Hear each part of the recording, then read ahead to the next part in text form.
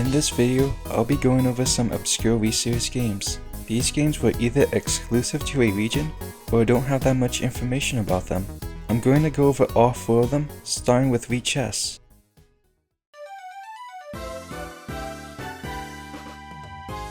Wii Chess is chess, but on the Wii.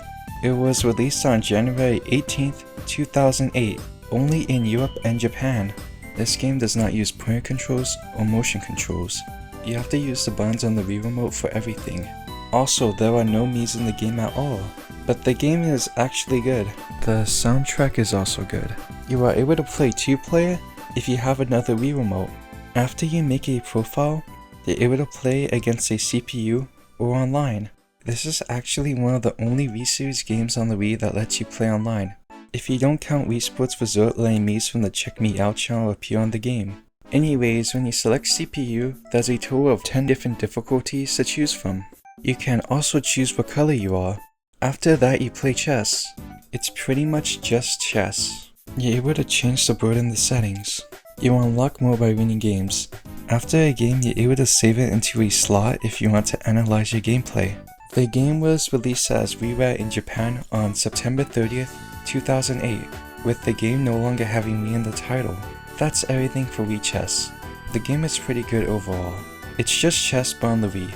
On to the next game, Wii Karaoke U. This game was released on the Wii U on December 12th, 2012, only in Japan and Europe. It used the Wii U microphone or the gamepad to play the game. The game was developed by TOS Software and used the JoySound online song library. The game got a mature rating since it didn't censor any of the songs. The game is controlled with the Wii U gamepad. You are able to select a song you like and even make a playlist. The game uses Miis and lets you put outfits on your Miis. You're able to select the stage you perform on and add band members and dancers to the stage. After selecting a song, your Mii goes on stage and you sing the song. Your Mii dances and sings while you sing. You're able to play by yourself, in a group, or online. Online had you compete for a good score, and there were karaoke battle modes. After the song, you would get a score on your pitch, timing, and accuracy. The game was free to download, but the game used a ticket system that had you subscribe to play all the game's content. There were 1 hour, 2 hour, 24 hour, and 30-day tickets you were able to get. The game was discontinued on March 31st, 2017 in Europe and June 30th, 2023 in Japan. So the game worked for over 10 years in Japan. Since it only worked when connected to the internet, after the service was discontinued, it was no longer playable. There was also a JoySound karaoke system that costed $16,000. The name for it was JoySound Festa. Apparently, it had exercise videos, vocal exercises, yoga lessons, and dance instructions. There are also puzzles. The system had multiple microphones on it to hear you sing. This version of the game works without being connected to the internet, and it's the only version without a subscription or ticket system. There was also a version released on the Switch. It's only in Japan, and it's better than the Wii U version, with more songs and even some Nintendo songs. It also lets you control with your phone. It even has Miis, which is kinda rare for the Switch. That's everything for Wii Karaoke U. Overall, it's a great game. On to the next game, Wii Street U. Wii Street U was released on February 13th, 2013. It's like Google Maps, where it lets you see places from Google Street View. It was made by Google and Nintendo.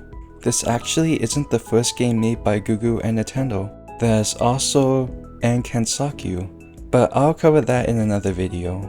So this game has its own soundtrack that plays when viewing streets, and also has a list of recommended areas for you to see. It mainly uses a gamepad, letting you move it around to see everything around you. You are even able to post your favorite locations to Miiverse. There's even a feature that lets you use the Wii balance board to walk around.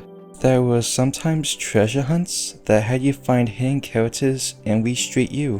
When the game launched, it was free, but after October 31st, 2013, you had to pay $4.99 to get the game. The game was discontinued on March 31st, 2016, over 3 years after it was released. This game is actually pretty cool, but you can't play anymore since it's discontinued. The final game I'm covering is Wii U Panorama View. This game is the most obscure game on this list.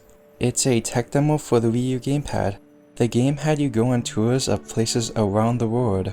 The app was free, but each tour costed $2, with there being 4 total. The first one is the London tour bus, the second one is a Brazilian carnival, the last one is a rickshaw ride going around Kyoto, the area where Nintendo was made. Each video was 5 to 8 minutes long. You can also post images to Miiverse. The problem was that when you zoomed in, the video would become pixelated. I feel like the game was good for $8, but that's about it. That's all the games I'm going to be covering in this video. These are the most obscure Wii series games. While there's some footage online, almost nobody played these games due to them either being exclusive to another region or no one buying them. Like and subscribe if you liked the video. Goodbye and have an amazing day.